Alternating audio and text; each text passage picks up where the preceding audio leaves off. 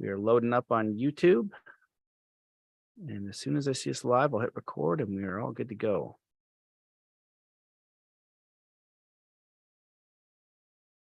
Perfect.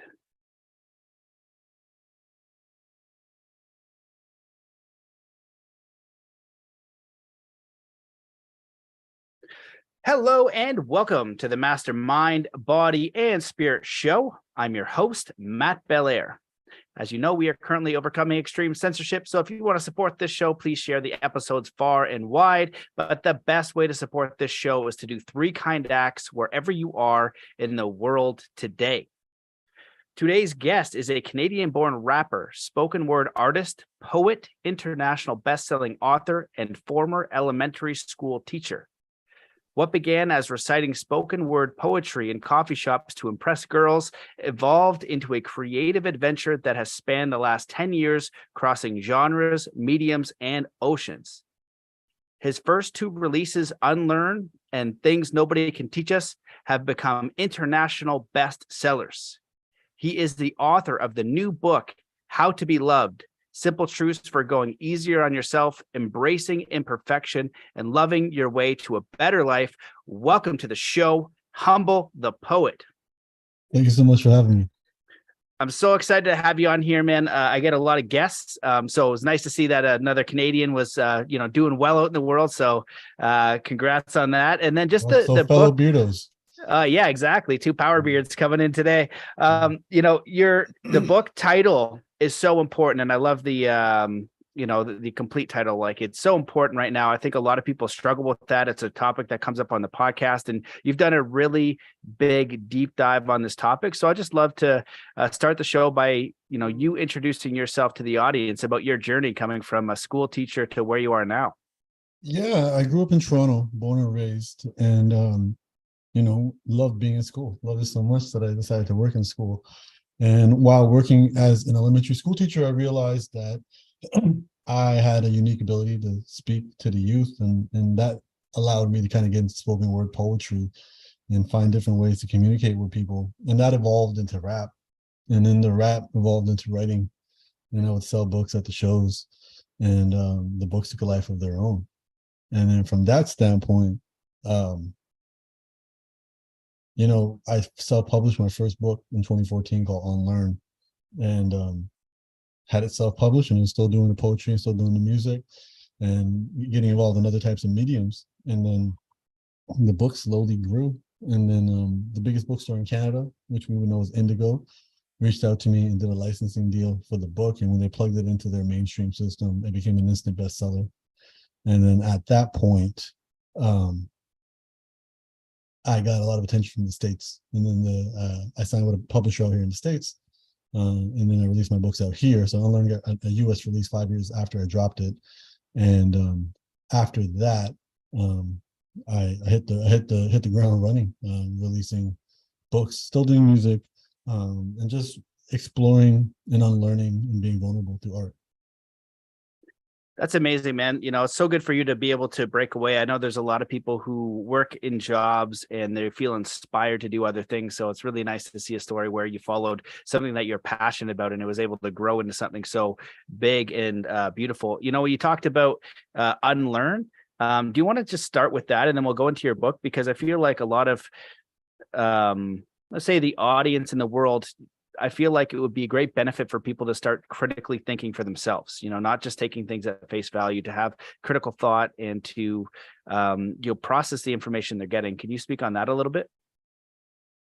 Yeah, I think we don't realize, I think my time as a teacher taught me that we were empty vessels. We do have a nurture that works with our nature. But at the end of the day, that comes through education, culture, religion, and understanding. And what I started to realize was, how are my patterns and habits of behavior impacting my life for good and bad? And what you have to do is you realize you have to learn, relearn, and unlearn. And this focus of unlearning was supremely important to me because it required me to be self-aware. And I think the big thing that I just try to encourage anybody who reads my work is to pick up on their own patterns, be self-aware of their own modes, habits, tendencies, and see which ones are serving them. And if they're not serving them, start a course correction to put themselves in a better situation. Absolutely. Very simply put. So when you went into your book, was there an inspiration that made you want to go to this topic? Did you see this as a common problem that you wanted to address, or is it just something that you felt like you wanted to put out in the world? Specifically this book about love. Yeah. Yeah, no. So for me, as I said, the unlearning is the theme of all my work, and I was struggling in my own relationship that actually ended, and I was trying to figure out where I failed at love, and so I took a deep dive. And what this book is it helped me realize that okay, I wasn't struggling to find love, I was struggling to receive love, and that's work that has to be done internally. So what this book represents is not me being a love guru. It represents me being a love student and sitting at the front of the class, paying attention, taking all the notes, and then sharing the notes with everybody else, who may not have the time, energy, or interest in doing so, and uncovering a lot of really interesting ideas regarding love that are counterintuitive to what we've been taught. That's beautiful. Well, you in the book you address a few different categories and subtopics. So the first is you talk about what the F is love. So why don't we just start there? To you, what does love mean? What is love? Love is what's left when everything else ceases to exist. Love is what's left when all the other emotions calm down. Love is peace. Love is the constant. Love is the movie screen life plays on. Love isn't something you have to find. You just have to clean up the clutter and allow it to breathe and create pathways for it. And that's what love is. Love is, you being the everything and nothing. That's how, we kind of equate God to love. It's that point beyond duality. And, it's the analogy I like to use is love is the breeze and we have to do the work to open our sails. But there's no lack of breeze anywhere. There's no lack of love anywhere. So for me, that's what love is. Love is peace. It's not pleasure. It's not attention. It's not validation. It's not success. It's not beauty. It's none of those things. It's peace. And peace is not getting everything. Peace is not wanting anything. Beautiful. I love that. And in the start of your book, you talk about love as a path, not a destination, big versus small love. Perfect is the enemy of love, and love. And this is just a few of the things you speak on. I wish we could kind of dissect your whole book, but we don't have the time for that. And love and ego won't hold hands. So of all those things I just shared there, do you want to speak on some of them? Because I think they're all very fascinating points of view. Yeah, love and ego won't hold hands. Our ego is what separates us from everybody else. Our ego is our identity, which isn't our authentic selves. And whenever we do things to feed our ego, which is mainly our self-esteem, being liked by other people, being accepted by other people, we take ourselves farther away from love. So often we deny ourselves love because we want to be liked. And it's really interesting to see that love isn't a step up from like. Love is almost in the opposite direction, and it's important to understand that gaining approval and acceptance from our peers and from our society and falling within culture and tradition, it's normal to feel that way. We've all grown up like that, but it doesn't serve us in this modern society. Being our authentic selves allows us to breathe because we're wearing less masks. And I say less masks because we're always going to wear a mask in some capacity. So for me, I view it as, okay, I'm trying to create pathways for love to flow. That's all I want. I want to make little paths and let the rivers of love flow. What are these obstructions? What are the stones? What are the garbage? What are the blockages? And doing things to feed your ego will always cause blockages. It's not going to do things to open things up.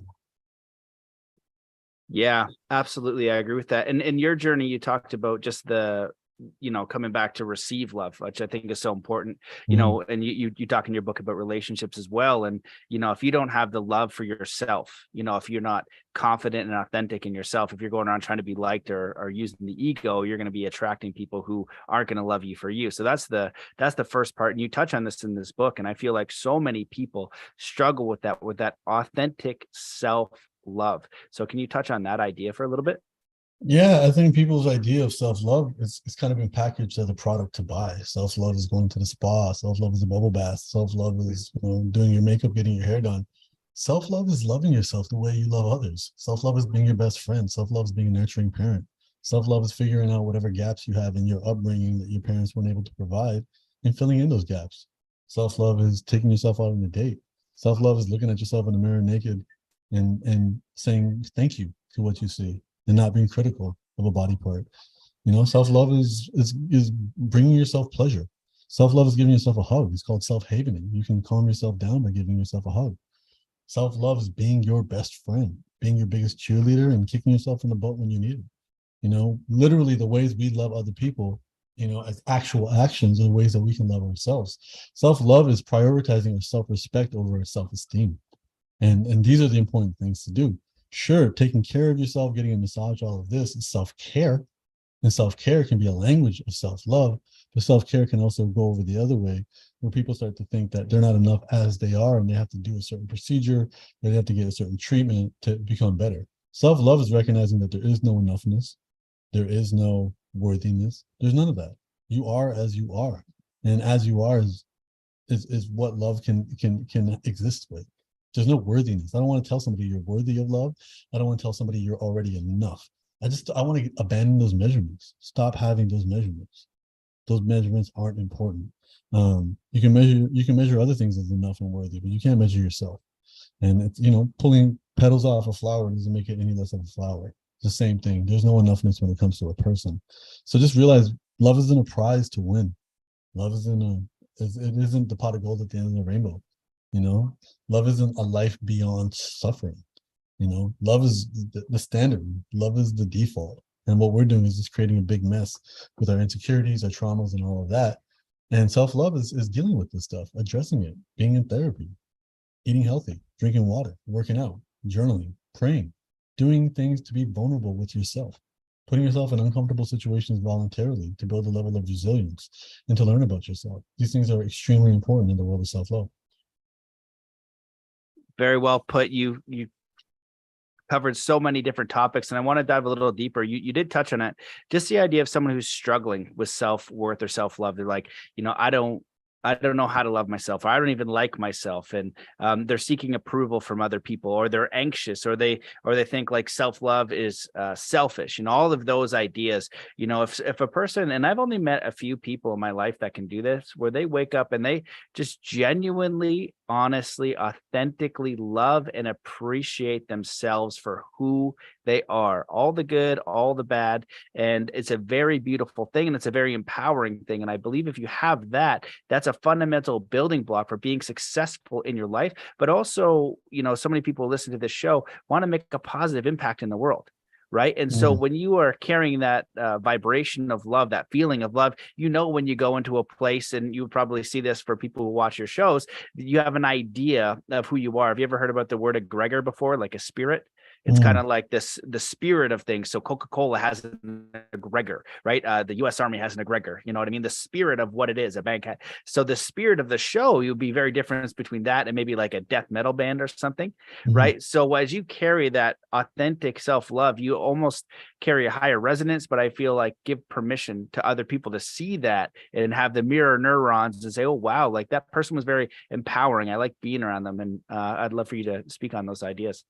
Yeah, I think when people say I don't know how to love myself, again, I view it as they're leaning heavily in the world of self-esteem. They're finding their value in terms of other people and how other people view them.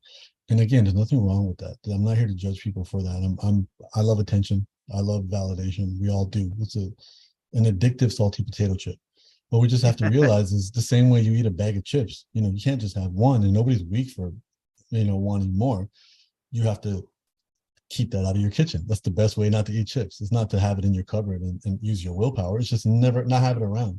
And it's the same thing with validation. We live in a world where social media is turned validation into a metric. You know exactly how many people are looking at you, how many people like you, why they like you, what they're saying. And this isn't good for self-love.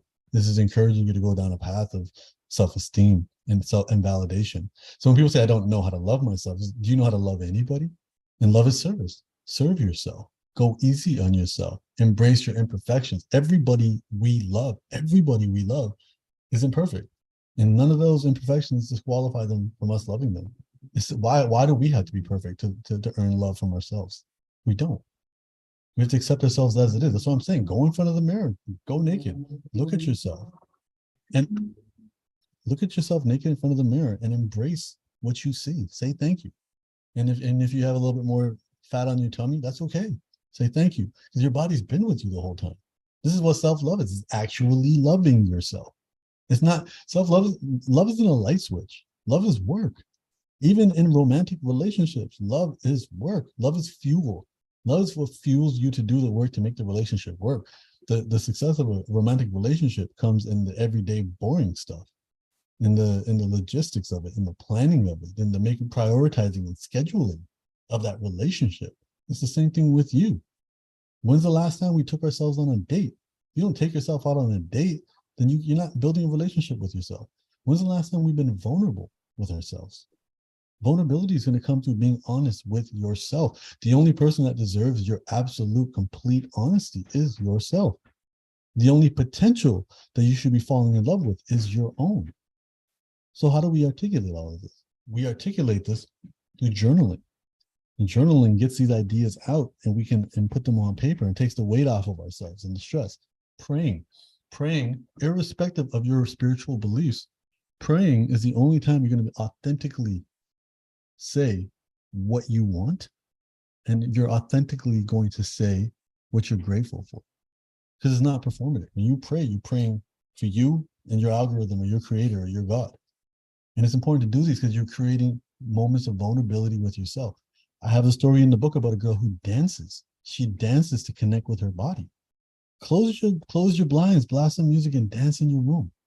That'll get you more connected with yourself. This is how we love ourselves. It's not rocket science. It's the same things that we do to try to love somebody else. We serve them. We become vulnerable with them. We become intimate with them. We prioritize them. We find out what they like, and we try to give them that. Apologies, I'm in the heart of Manhattan, so, living in city life. Yeah, no, that's all right. You're in the big city now. So, you're going to have to put on your website when they do, New York City, Toronto, then London or whatever, and Berlin. Yeah. Those are like the big ones when you've made it. Those are all, again, it's really well put. And I just want to keep going at what you touch on in your book here. Another big idea is the inner critic.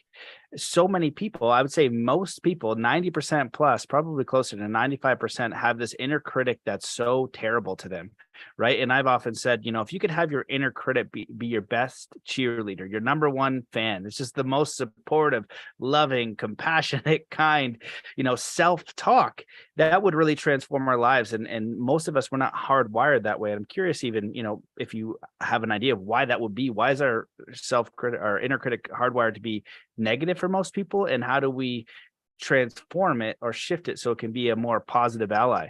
So I think the reason we have a lot of negative emotions is because negative emotions keep us alive. So let's look at it from a grand scale. As human beings, we've been in our current form for about 40,000 years. And even though our world has evolved very quickly, living creatures don't evolve quickly. They don't, we're pretty much the same animals and species that we were 40,000 years ago, drawing on caves or living in small tribal communities, or, living in a world without electricity. Just because we live in big cities, that hasn't changed our biology and our biological makeup. So the negative emotions, the paranoia, the need to be accepted, all of these were valid and useful tools to keep us alive.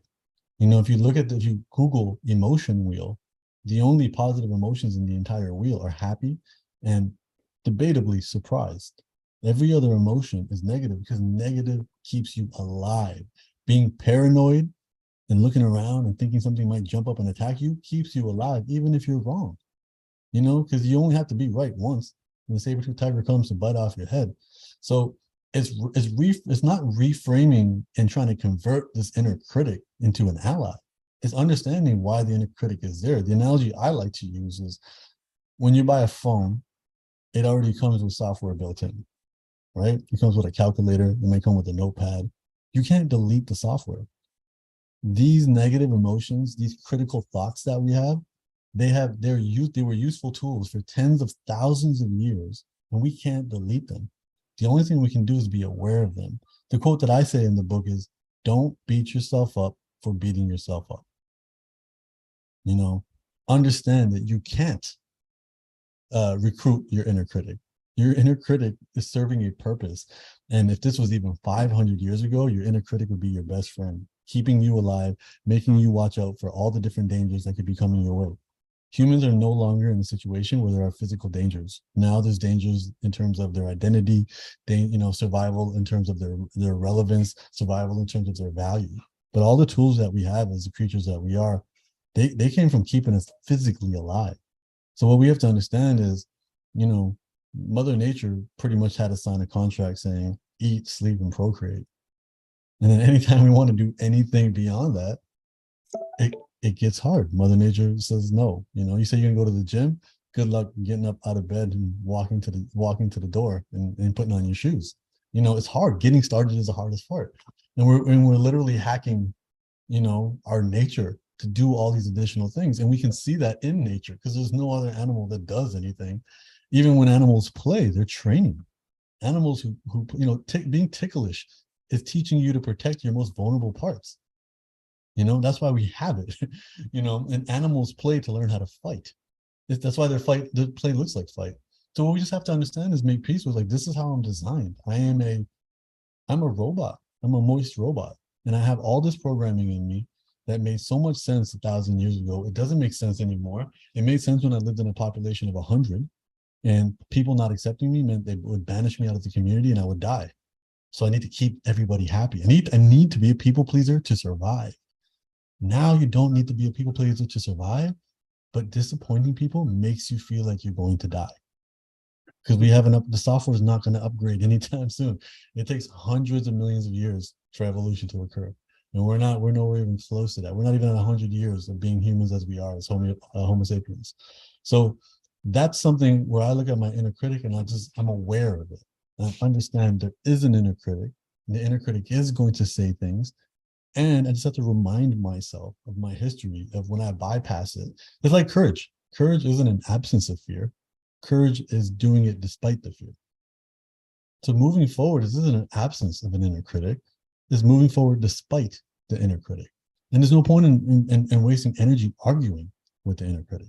Let the inner critic say its piece and be like, thank you. And then take the steering wheel and do what you're going to do anyways. The same way you should do it for outer critics.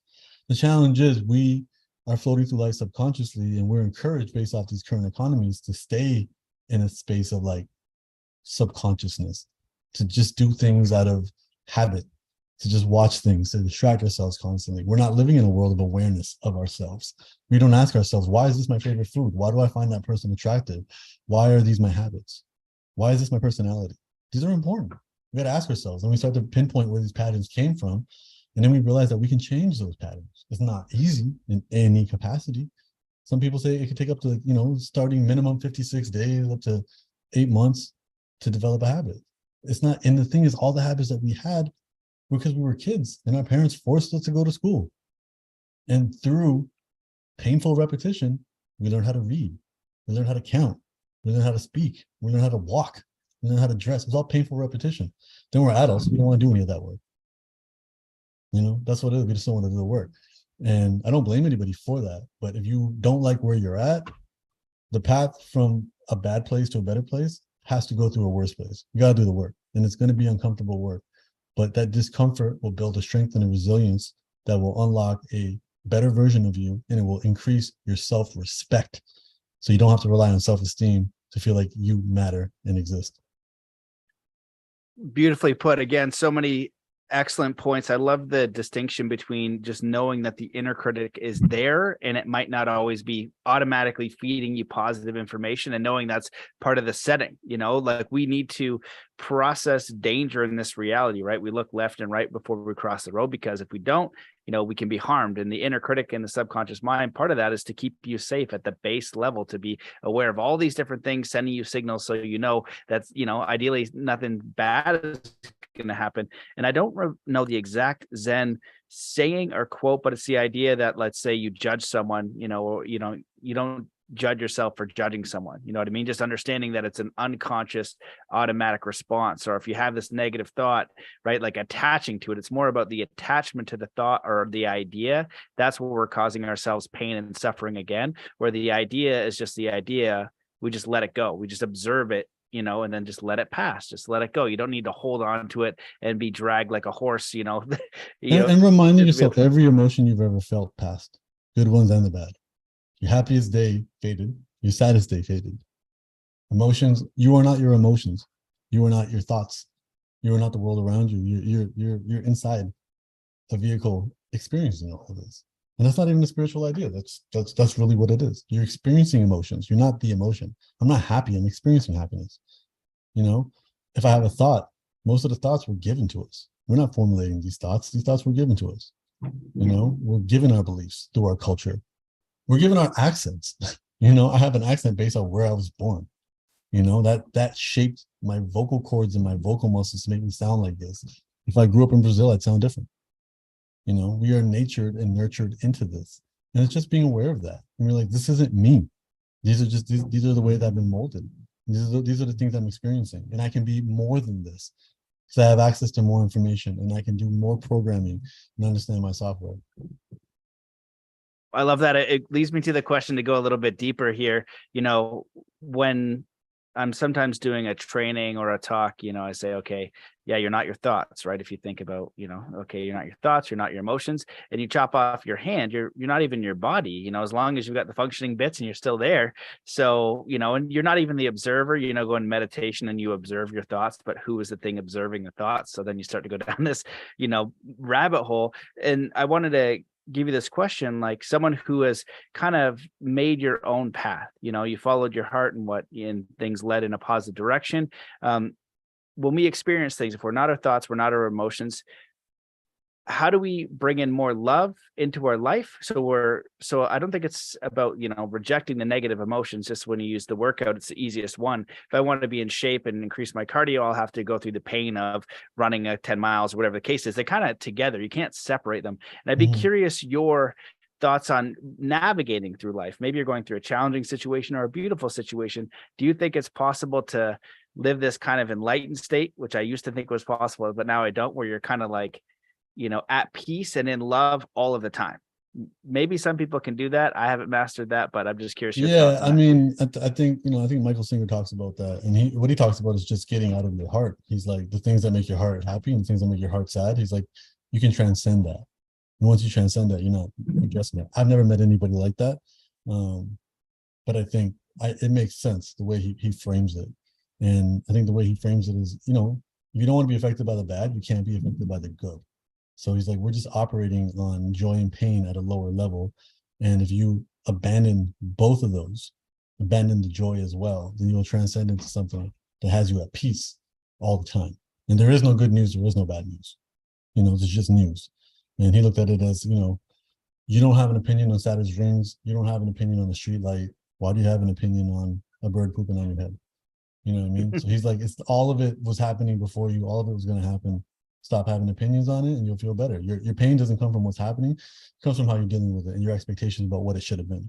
So I think there's a beauty in that and a pragmatic point for that.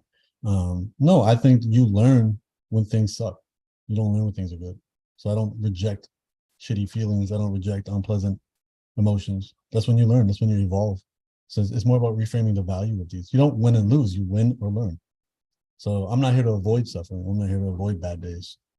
You know, I'm here to take them because those are the times that make me a better person. It's the reason you lift weights. You put yourself voluntarily in unpleasant situations. So when you got to help a friend move the couch, you're ready. Yeah, again, very well put. I recently listened to Michael Singer's book, The Surrender Experiment, and a very powerful philosophy to surrender to all of life, trusting that that divine force is guiding you and molding you and shaping you into something beautiful. It has this divine nature and your best interest is heart, but it doesn't mean that it's all hunky-dory all the time. You know, so if someone's writing a book on love, you're not saying be in a state of love all the time. There's going to be these other emotions, just don't attach to them. And so for the person who is struggling with just existing with self-love or with relationships, what would be your first step of advice to just welcome more love in? And I just want to rant about this because I keep having the idea, but I think it's, what is it, in alchemy, it's one of like the emerald tablets or something like that. I can't remember what, the Kybalion, there we go. It talks about, you know, the emotional spectrum. So you might have love at the very highest and then despair or anger or shame or guilt at the lowest. And it's just a spectrum of the same idea. And one way it was put to me was, you know, the more you can allow for the capacity for the challenges in life. So for the anger, for the despair, not have them take over your being, then you have a greater capacity for love, for joy, for acceptance, for all of life, because it is the entire spectrum. Yeah, I think again, it all starts with our relationship with ourselves. If you're not in a healthy space with yourself, you'll never be able to establish something healthy with anybody else. So when you're talking about allowing more love in, again, it's not finding the love, it's opening it's creating those pathways. That's it. And I think from that standpoint, it's like, addressing your insecurities, addressing, doubtful thoughts, addressing ego stuff, addressing all of that. And I think from that standpoint, it's just really important to look at that. If we don't love ourselves, we'll never be in a situation to receive love or love other people. It's servicing. So it really starts with learn how to be with yourself. Loneliness is not being alone. Loneliness is not feeling connected. So I'm always going to say, develop a healthy relationship with yourself first. I 100% agree. And do you want to touch on that a little bit? Because the next chapter or section in your book is love for others. And this is such a big one. People struggling in relationships or whatever the case may be, they do feel loneliness and they might not feel worthy of love. And that's such a terrible space to be in, because it's going to cause you to have shame and guilt and loneliness. And then you're going to be seeking validation and all these terrible things. Could you talk a little bit more about just the idea of being comfortable in your loneliness, or if you're going through that and you feel like you're never gonna ever find love and nobody's ever gonna love me, that idea, how do they build You are that a muscle? source of love. You're a source of love. There's no finding love. You are a source of love. And if you can't discover it within you, you're not going to get it anywhere else. Stop outsourcing your need for love. Like, you can't. You won't. You built up a fortress that doesn't allow you to receive love. That fortress is a prison. You're not going to get it from other people. It's only going to be temporary. That's why we have a 56% divorce rate. We have stories from cultures and Disney movies that tell us certain things, but we can't do anything about that. And what we have to do is we have to look inside. Solitude is the gift of being alone. Loneliness is the punishment of being alone. We have to realize that we are heavily, heavily rewarded with all this dopamine, with all this social media, all this TV. Learn to sit by yourself. See how uncomfortable it is. When you're able to exist by yourself, you won't need anything else. Again, love is not needing anything. It's not getting everything. And right now we live in a consumeristic society that wants us to get everything. And that's what needs to change. Again, beautifully put. I love all that. So when we are dealing in a world that has been very challenging for a lot of people, it's shifted things. People have had to really make a lot of changes the last couple of years, deal with a lot of different challenges. What is the hope for your book? And if you could change anything in the world, what would those things, what would you like to see more of and what would you like to see less of? I just want everyone to become more self-aware. Just commit to a path of self-awareness.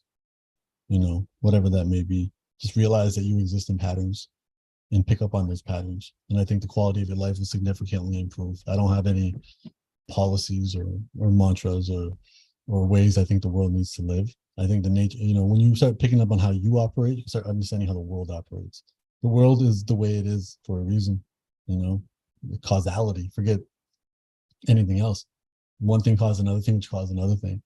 And as you start picking up on your patterns, you can better understand how to navigate this world instead of banging your head against it, hoping it was something that it's not. Excellent. Yeah, again, beautifully put. When we look at children, and again, your book, the idea of self-love, I feel like if we can indoctrinate our children to be full of self-love and self-worth and accountability and to be self-aware, as you just put, it was so important, that would be very empowering for our future generations. I'm curious what your thoughts are, being a teacher and looking at our youth and our children, what we can do to empower them to have more self-love and more self-worth, and also that all self-awareness. I think focus on progress, focus on effort. Don't focus on perfection. Don't focus on results. Encourage them to try their best and celebrate them trying their best. If they win the game and they didn't try their best, let them know that wasn't good. If they lose the game but they tried their best, let them know that was good. Effort is the currency that takes you far in life. Nothing else, And we always have control over our attitudes and effort. So do that. Don't give them expectations that you need them to get an A. Give them the expectations that you need them to outclass themselves, compete with themselves, and put them in that situation where they need to constantly better themselves and celebrate the progress. The baby steps add up. They don't need to ever be perfect. And I think that's really important. Absolutely. I totally agree with that. And when we look at people out there now, I see a lot of people reaching out and they're just in this transition in their life. You're someone who was a teacher, but you enjoyed that. And then you kind of went on a different journey. If someone is looking at their life and they're having a little bit of a challenge with where they are, they want to be, they want a different lifestyle. Maybe they're working too hard. Maybe they don't have enough time for their family. Maybe they're struggling with dough. How do you help them line themselves up to know who they are a little bit more? And then do you think it's possible for everybody to kind of shift a career or way of life or lifestyle in something that's more aligned with who they truly are? I think the first thing I would do is have them tell me what's important to them, have them write it down. Then I would have them, no, first I would have them write out a day, a typical day in their life, and show me their calendar. Then I would have them write down what's important to me or important to them. And then I would see how things line up. If something's important to you, it'd be in your calendar. And I think that'd be the first step. If they want, if they're working 10 hours a day, you can't always make more money, find somewhere cheaper to live. We live in an age where we can cross oceans. We can live in cheap countries. We can do all of these things. They're big extreme moves, but they are nonetheless. And I think from that standpoint, it's do what's necessary to survive this. There's no, I'm not here to sugarcoat it. Life is hard, and only the most adaptable survive. And it's tough times make strong people. And we live in a society that's endlessly selling us conveniences, and conveniences are weapons formed against us. The doing it yourself is super important. Yeah, I absolutely agree with that. I came up with an analogy once when I was talking to my friend about how just convenient the world was. And, not even a few years ago, you could go hunt and you could garden and you could provide your own food and water. Almost no one I know, there's very few people I know that can do that. We just go to the grocery store and that's it. But that's one of our basic things, how to build a house, all these different skills and tools that were well known just a few decades ago are now mostly lost. And so, the challenge of going out to do that, you're sacrificing convenience, just going to the grocery store and maybe eating something that, isn't ideal, right? Then you get the microwave food and it's even worse. Man, this has been an absolute treat. I appreciate your work. As I go through your book, and I invite people to check out your book because every single chapter and subheading is something that is important. And it's like you've hit on all aspects of, what love is, love for self and love of relationship. And it will really allow people to explore their own relationship with love, which you've been saying is the most important thing, that self-reflection and who we want to be in this world, and understanding how important it is for ourselves so that we can give that to others if people are lacking. I give the idea at Burning Man, if you're going around Burning Man and everybody's giving you these amazing different things all the time, but if somebody runs up to you, often you don't have any water because you're in the middle of the desert and you don't have any water to give them, you can't help them. And I feel the exact same way with love. You know what I mean? If someone is suffering and they're in despair, they need somebody who can help make them feel better or support them in some way. If you have no love for self, then you're not going to be able to help them. But just having that self-awareness and that own evolution, that's enough to be a listener, to be, an ear, because you're just going to resonate with that. Definitely. The step one is just, as I said, if I got to tell everyone to believe something, it would be more self-aware, pick up on your patterns. That's all that matters. Beautiful. Well, thank you so much for coming on the show. Is there anything else that you wish that I had asked or that you want to leave the listeners with before you head off to your next appointment? Self-love starts at home. Just start it at home. That's all it is. It's start it at home, and treat yourself the way you wish other people treated you. Easy. Beautiful. I love it. I love everything. Where can people find more about you if they want to pick up the book, if they want to look at some of your spoken word? Where should they go? At Humble the Poet, humblethepoet.com/love. Awesome. Well, thanks so much for coming on the show. I appreciate you, and thanks everybody for watching. Peace. Peace. Thank you so much.